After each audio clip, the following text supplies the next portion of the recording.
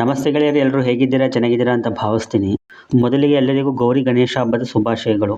ಈ ಗೌರಿ ಗಣೇಶ ಹಬ್ಬವನ್ನು ಗುರಿಯಾಗಿ ಇಟ್ಕೊಂಡು ಸಾಕಷ್ಟು ಸಿನಿಮಾಗಳು ತಮ್ಮ ರಿಲೀಸ್ ಡೇಟನ್ನು ಅನೌನ್ಸ್ ಮಾಡ್ತವೆ. ಹಾಗೆ ಸಿನಿಮಾ ಕೂಡ ರಿಲೀಸ್ ಆಗುತ್ತೆ. ಹಬ್ಬದ ಟೈಮಲ್ಲಿ ಸಿನಿಮಾ ಥಿಯೇಟರ್ಗೆ ಬಂದರೆ ಸಂಭ್ರಮದಿಂದ ಜನ ಬಂದು ನೋಡ್ತಾ ಇದ್ರು ಆ ಕಾಲದಲ್ಲಿ. ನಾವು ಕೂಡ ಹಬ್ಬ ಆದ ಮರುದಿನ ಥಿಯೇಟರ್ಗೆ ಹೋಗಿ ಸಿನಿಮಾ ನೋಡೋ ಅಭ್ಯಾಸವನ್ನು ಮಾಡಿಕೊಂಡೇ ಬಂದವರು. ನಮ್ಮ ಹಳ್ಳಿ ಕಡೆ ಎಷ್ಟೋ ಜನ ಹೀಗೆ ಮಾಡ್ತಾ ಇದ್ರು.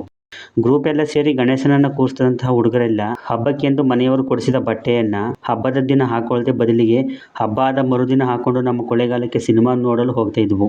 ಗೌರಿ ಗಣೇಶ ಹಬ್ಬ ಅಂದಾಗಲೇ ನಮಗೆ ನೆನಪಾಗ್ತಿದ್ದದು ಒಂದು ಗಣೇಶನ ಕೂರಿಸ್ಬೇಕು ಅಂತ, ಇನ್ನೊಂದು ಸಿನಿಮಾ ನೋಡಬೇಕು ಅಂತ. ಇವಾಗ ಆ ಥರ ಸಂಭ್ರಮ ಇಲ್ಲ ಬಿಡಿ. ಹೀಗೆ ಈ ಹಬ್ಬವನ್ನು ಗುರಿಯಾಗಿಟ್ಕೊಂಡು ಸಾಕಷ್ಟು ಸಿನಿಮಾಗಳು ರಿಲೀಸ್ ಆಗಿವೆ. ಆಗಸ್ಟ್ನ ಕೊನೆ ವಾರದಲ್ಲಿ ಅಥವಾ ಸೆಪ್ಟೆಂಬರ್ನ ಮೊದಲ ಮತ್ತು ಎರಡನೇ ವಾರದಲ್ಲಿ ಗೌರಿ ಗಣೇಶ ಹಬ್ಬ ಬರುತ್ತೆ. ಹಾಗಾಗಿ ಹಬ್ಬದ ಆಸುಪಾಸಿಗೆ ಸಿನಿಮಾ ರಿಲೀಸ್ ಮಾಡ್ತಾರೆ.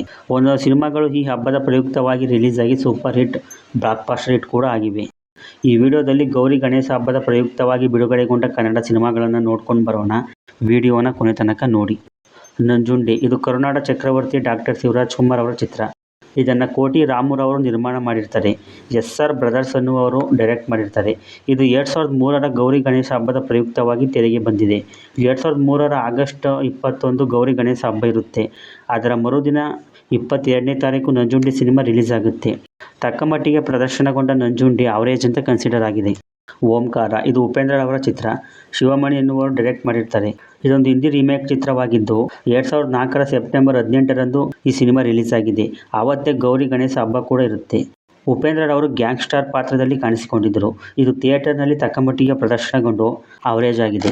ಮಿಲನ, ಇದು ಪುನೀತ್ ರಾಜ್ಕುಮಾರ್ ಅವರ ಸಿನಿಮಾಗಳಲ್ಲಿ ಅತಿ ಹೆಚ್ಚು ಕಾಲ ಥಿಯೇಟರ್ನಲ್ಲಿ ಓಡಿದ ಚಿತ್ರ.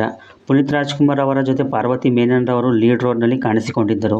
ಇದು 2007ರ ಸೆಪ್ಟೆಂಬರ್ 14ರಂದು ರಿಲೀಸ್ ಆಗಿದೆ. ಸೆಪ್ಟೆಂಬರ್ 15 ಗೌರಿ ಗಣೇಶ ಹಬ್ಬ ಇರುತ್ತೆ.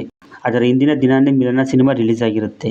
ಪ್ರಕಾಶ್ ಅವರು ಡೈರೆಕ್ಟ್ ಮಾಡಿದ ಈ ಚಿತ್ರ 500 ದಿನಗಳ ಕಾಲ ಪ್ರದರ್ಶನ ಕಂಡು ಬ್ಲಾಕ್ ಬಾಸ್ಟರ್ ಆಗುತ್ತೆ. ಇದೇ ವಾರ ಸೆಪ್ಟೆಂಬರ್ 13ನೇ ತಾರೀಕು ದರ್ಶನ್ ಮತ್ತು ಉಪೇಂದ್ರ ಅವರು ಲೀಡ್ ರೋಲ್ನಲ್ಲಿ ಕಾಣಿಸಿಕೊಂಡಿದ್ದ ಅನಾಥರು ಸಿನಿಮಾ ಕೂಡ ರಿಲೀಸ್ ಆಗಿರುತ್ತೆ. ಇದನ್ನು ಸಾಧು ಕೋಕಿಲರ್ ಅವರು ಡೈರೆಕ್ಟ್ ಮಾಡಿರ್ತಾರೆ. ಇದೊಂದು ತಮಿಳು ರೀಮೇಕ್ ಆಗಿದ್ದು ಅವರೇಜ್ ಅಂತ ಕನ್ಸಿಡರ್ ಆಗುತ್ತೆ. ಮಾದೇಶ, ಇದು ಶಿವರಾಜ್ಕುಮಾರ್ ಅವರ ಮತ್ತೊಂದು ಗ್ಯಾಂಗ್ ಸ್ಟಾರ್ ಸಿನಿಮಾ. ಜೋಗಿ ಚಿತ್ರದ ಮಾದೇಶ ಅನ್ನೋ ಪಾತ್ರದ ಹೆಸರನ್ನೇ ಇಲ್ಲಿ ಸಿನಿಮಾದ ಟೈಟಲನ್ನಾಗಿ ಬಳಸ್ಕೊಂಡಿದ್ರು.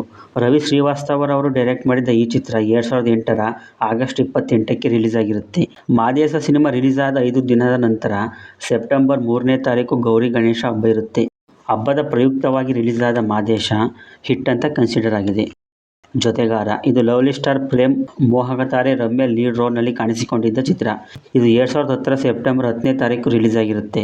ಅದರ ಮಾರನೇ ದಿನಾನೇ ಅಂದರೆ 11ನೇ ತಾರೀಕು ಗೌರಿ ಗಣೇಶ ಹಬ್ಬ ಇರುತ್ತೆ.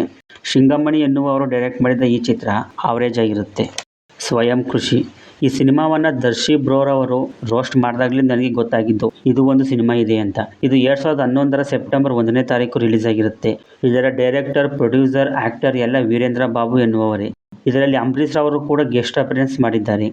ಇದು 2011ರ ಸೆಪ್ಟೆಂಬರ್ 1ನೇ ತಾರೀಕು ಗೌರಿ ಗಣೇಶದ ಹಬ್ಬದ ದಿನದಂದು ರಿಲೀಸ್ ಆಗಿರುತ್ತೆ. ಆವತ್ತೇ 90 ಅನ್ನೋ ಒಂದು ಕಾಮಿಡಿ ಚಿತ್ರ ಕೂಡ ರಿಲೀಸ್ ಆಗಿರುತ್ತೆ. ಚಾರುಲತಾ, ಇದೊಂದು ಹಾರರ್ ಸಿನಿಮಾ. ಪ್ರಿಯಾ ಮಣಿರವರು ದ್ವಿಪಾತ್ರದಲ್ಲಿ ಕಾಣಿಸಿಕೊಂಡಿರ್ತಾರೆ. ದ್ವಾರ್ಕೀಸ್ ಪಿಕ್ಚರ್ ಈ ಸಿನಿಮಾವನ್ನು ಕನ್ನಡ ಮತ್ತು ತಮಿಳು ಎರಡೂ ಲ್ಯಾಂಗ್ವೇಜ್ಗಳಲ್ಲಿ ನಿರ್ಮಾಣ ಮಾಡಿರುತ್ತೆ. ಇದು 2017ರ ಸೆಪ್ಟೆಂಬರ್ 20ನೇ ತಾರೀಕು ರಿಲೀಸ್ ಆಗಿದೆ. ಅದರ ಹಿಂದಿನ ದಿನ ಸೆಪ್ಟೆಂಬರ್ 19ನೇ ತಾರೀಕು ಗೌರಿ ಗಣೇಶ ಹಬ್ಬ ಇರುತ್ತೆ. ಪವರ್ ಸ್ಟಾರ್, ಇದು ಪವರ್ ಸ್ಟಾರ್ ಪುನೀತ್ ರಾಜ್ಕುಮಾರ್ ಅವರಿಗೆ ಕಂಬ್ಯಾಕ್ ಕೊಟ್ಟಂತಹ ಚಿತ್ರ. ತೆಲುಗಿನ ರೀಮೇಕ್ ಆದ ಈ ಚಿತ್ರವನ್ನು ಮೂಲ ಚಿತ್ರದ ನಿರ್ಮಾಣ ಸಂಸ್ಥೆಯೇ ಕನ್ನಡದಲ್ಲಿ ನಿರ್ಮಾಣ ಮಾಡಿತ್ತು. ಕೆ. ಮಾದೇಶ್ ರವರು ನಿರ್ದೇಶನ ಮಾಡಿದರು. ಇದು 2014ರ ಸೆಪ್ಟೆಂಬರ್ 28ರಂದು ರಿಲೀಸ್ ಆಗಿ ಬಾಕ್ಸ್ ಆಫೀಸ್ ಹುಡಿಸ್ ಮಾಡಿತ್ತು. ಈ ಸಿನಿಮಾ ರಿಲೀಸ್ ಆದ ಮಾರನೇ ದಿನಾನೇ ಗೌರಿ ಗಣೇಶ ಹಬ್ಬ ಇರುತ್ತೆ. ನಾವು ಸಿನಿಮಾ ನೋಡಬೇಕು ಅಂತ ಕೊಳ್ಳೇಗಾಲದ ಶೋಭಾ ಚಿತ್ರಮಂದಿರಕ್ಕೆ ಹೋದಾಗ ನಮಗೆ ಟಿಕೆಟ್ ಸಿಗದೆ ಪಕ್ಕದಲ್ಲಿದ್ದ ಶಾಂತಿ ಚಿತ್ರಮಂದಿರದಲ್ಲಿ ಅಧ್ಯಕ್ಷ ಸಿನಿಮಾವನ್ನು ನೋಡ್ಕೊಂಡು ಬಂದಿದ್ವು. ಲವ್ ಯು ಆಲಿಯಾ, ರವಿಚಂದ್ರನ್, ಭೂಮಿಕಾ ಚಾವ್ಲಾ, ಚಂದನ್ ಕುಮಾರ್ ಅವರು ಲೀಡ್ ರೋಲ್ನಲ್ಲಿ ಕಾಣಿಸಿಕೊಂಡಿದ್ದ ಇದನ್ನು ಇಂದ್ರಜಿತ್ ಲಂಕೇಶ್ ಅವರು ಡೈರೆಕ್ಟ್ ಮಾಡಿರ್ತಾರೆ. ಕಿಚ್ಚ ಸುದೀಪ್ ರವರು ಕೂಡ ಅತಿಥಿ ಪಾತ್ರದಲ್ಲಿ ಕಾಣಿಸಿಕೊಂಡಿರ್ತಾರೆ. ಇದು 2015ರ ಸೆಪ್ಟೆಂಬರ್ 17ನೇ ತಾರೀಕು ಗೌರಿ ಗಣೇಶ ಹಬ್ಬದ ಪ್ರಯುಕ್ತವಾಗಿ ರಿಲೀಸ್ ಆಗಿದೆ. ಈ ಸಿನಿಮಾ ರಿಲೀಸ್ ಆದ ದಿನಾನೇ ಗೌರಿ ಗಣೇಶ ಹಬ್ಬ ಇರುತ್ತೆ. ನೀರ್ದೋಸೆ, ಜಗ್ಗೇಶ್ ಹರಿಪ್ರಿಯ, ಸುಮನ್ ರಂಗನಾಥ್ ಅವರು ಲೀಡ್ ರೋಲ್ನಲ್ಲಿ ಕಾಣಿಸಿಕೊಂಡಿದ್ದ ಈ ಚಿತ್ರ 2016ರ ಸೆಪ್ಟೆಂಬರ್ 2ನೇ ತಾರೀಕು ರಿಲೀಸ್ ಆಗಿರುತ್ತೆ. ಸೆಪ್ಟೆಂಬರ್ 5ನೇ ತಾರೀಕು ಗೌರಿ ಗಣೇಶ ಹಬ್ಬ ಇರುತ್ತೆ. ಈ ಸಿನಿಮಾವನ್ನು ಕೂಡ ನಾವು ಹಬ್ಬ ಆದ ಮರುದಿನ ಹೋಗಿ ನೋಡಿದ್ದೀವಿ. 2017ರ ಗೌರಿ ಗಣೇಶ ಹಬ್ಬದ ಪ್ರಯುಕ್ತವಾಗಿ ವಿ. ರವಿಚಂದ್ರನ್ ಅವರ ಮಗನಾದ ಮನೋರಂಜನ್ ರವರು ಮೊದಲಿಗೆ ಚಿತ್ರರಂಗಕ್ಕೆ ಪಾದಾರ್ಪಣೆ ಮಾಡಿದ ಸಾಹೇಬ ತೆರೆ ಕಾಣುತ್ತೆ. 2017 ಆಗಸ್ಟ್ 25 ಶುಕ್ರವಾರ ಗೌರಿ ಗಣೇಶ ಹಬ್ಬ ಇರುತ್ತೆ. ಆವತ್ತೇ ಸಾಹೇಬ ಸಿನಿಮಾ ಕೂಡ ರಿಲೀಸ್ ಆಗಿರುತ್ತೆ. ಇದರ ಹಾಡುಗಳು ಹಿಟ್ ಆಗಿದ್ದ ಕಾರಣ ಮೊದಲ ದಿನನೇ ನಮ್ಮ ಕೊಳ್ಳೇಗಾಲದಲ್ಲಿ ಹೌಸ್ಫುಲ್ ಆಗಿತ್ತು. ಆದರೆ ಸಿನಿಮಾ ಯಾಕೋ ಪ್ರೇಕ್ಷಕರಿಗೆ ರುಚಿಸಲಿಲ್ಲ. 2021 ಸೆಪ್ಟೆಂಬರ್ 10ಕ್ಕೆ ಗೌರಿ ಗಣೇಶ ಹಬ್ಬ ಇರುತ್ತೆ. ಇವತ್ತೇ ಲೂಸ್ಮಾದ ಯೋಗಿರವರ ಲಂಕೆ ಅನ್ನೋ ಸಿನಿಮಾ ರಿಲೀಸ್ ಆಗುತ್ತೆ. ಇದರಲ್ಲಿ ಲೂಸ್ಮಾದ ಯೋಗಿ, ಕಾವ್ಯ ಶೆಟ್ಟಿ, ಸಂಚಾರಿ ವಿಜಯ್ ರವರು ಲೀಡ್ ರೋಲ್ನಲ್ಲಿ ಕಾಣಿಸಿಕೊಂಡಿರ್ತಾರೆ.